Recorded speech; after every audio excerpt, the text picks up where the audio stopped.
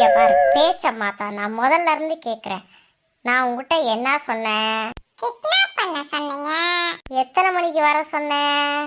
10 மணிக்கு. இப்ப மணி என்ன? 10 மணி. சார் விடுங்க சார், விடுங்க சார். இதுக்கு போய் நான் கேக்குறேன் சார் என்னன்னு.